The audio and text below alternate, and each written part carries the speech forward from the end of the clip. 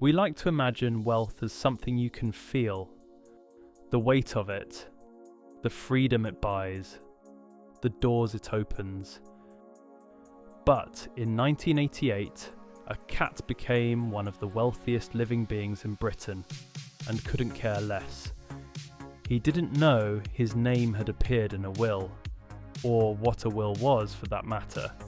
He didn't understand the numbers printed in legal documents.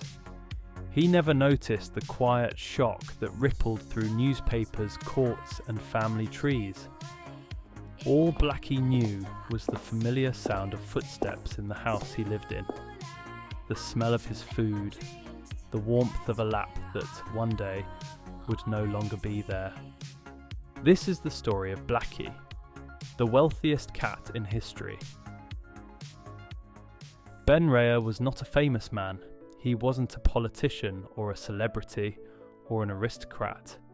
He was an antiques dealer, wealthy, private, and intensely particular.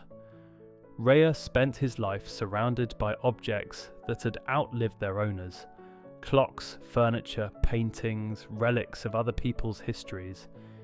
He trusted objects more than people. They didn't argue. They didn't disappoint. By the late years of his life, Rea had accumulated a considerable fortune, estimated at £7 million. He had also accumulated something else: distance. Family relationships had frayed, old arguments had hardened. Whatever warmth once existed between Rea and his relatives had cooled into formality and then into silence. But in his home there was still companionship, a black cat named Blackie.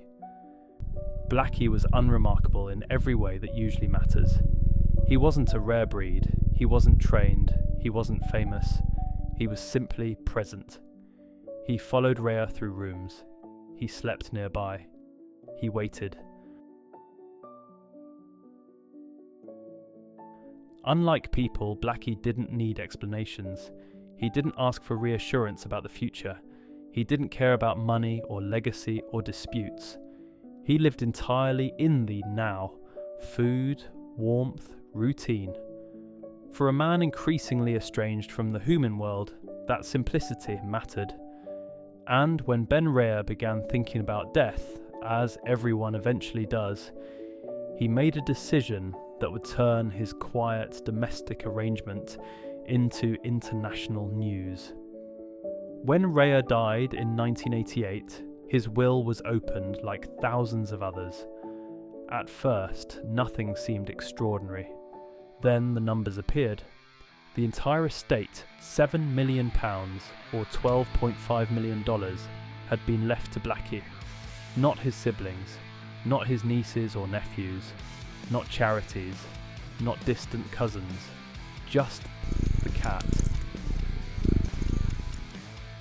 That sum today would be worth around £18.5 million or $32 million. This enormous inheritance made Blackie the world's wealthiest cat, a record that still stands today. The reaction was immediate and loud. Relatives contested the will, newspapers mocked it, legal experts debated it. The public oscillated between amusement and outrage. How could a cat inherit millions? The answer, legally speaking, was simple. He couldn't. British law does not allow animals to own property, but it does allow trusts, so Blackie didn't receive the money in any meaningful sense. Instead, the fortune was placed in a trust explicitly designed to care for him for the rest of his life. Trustees, human beings, were appointed to manage the funds, ensure Blackie's welfare, and maintain the estate.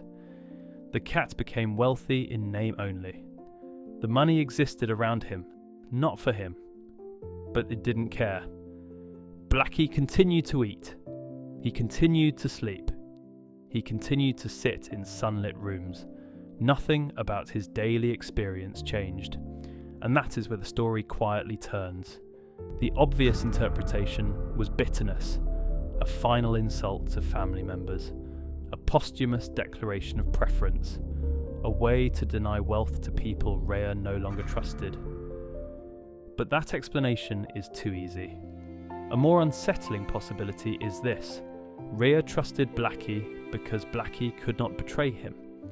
The cat couldn't lie, couldn't argue, couldn't reinterpret Rea's intentions. In a world of legal complexity and human conflict, the cat represented certainty.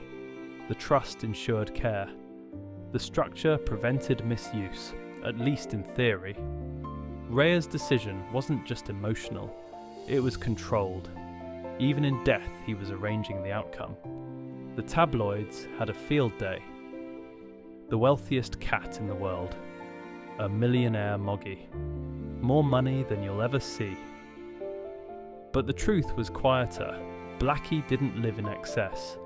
There were no gold bowls or diamond collars. The trustees were legally obligated to spend reasonably on food, veterinary care, housing. What happened to the rest of the money was less visible. Trusts are porous things. They generate fees, they employ caretakers, they pay lawyers and managers. Over time, wealth moves, slowly, legally, predictably, away from the original beneficiary. The cat was rich on paper. Humans remained rich in practice. Blackie became a symbol. To some, he represented absurd excess. To others, poetic justice.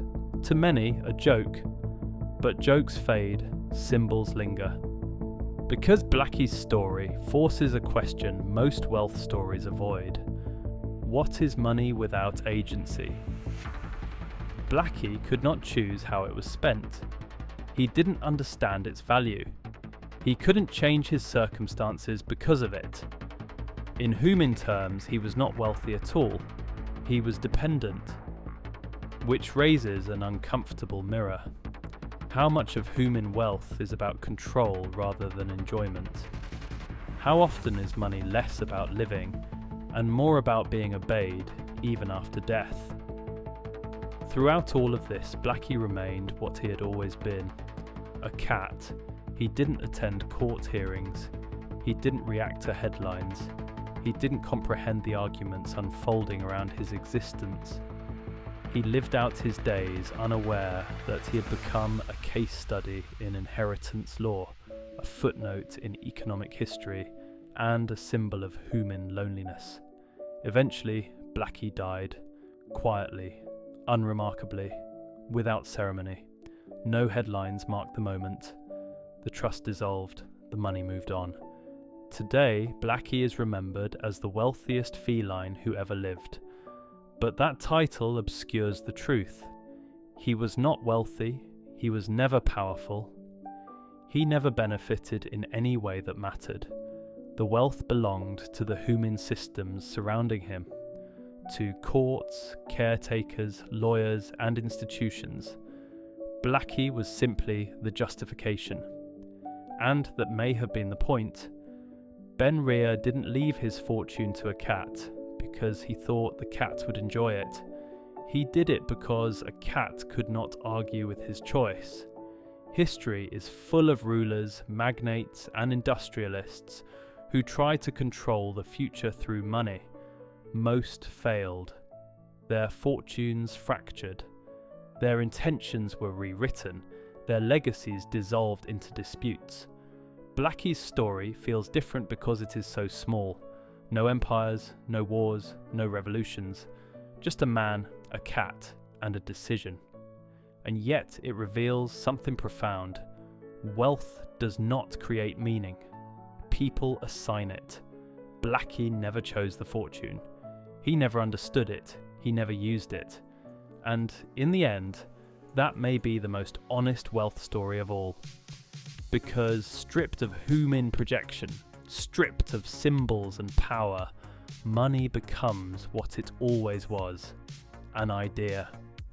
And ideas only matter to those who know they exist.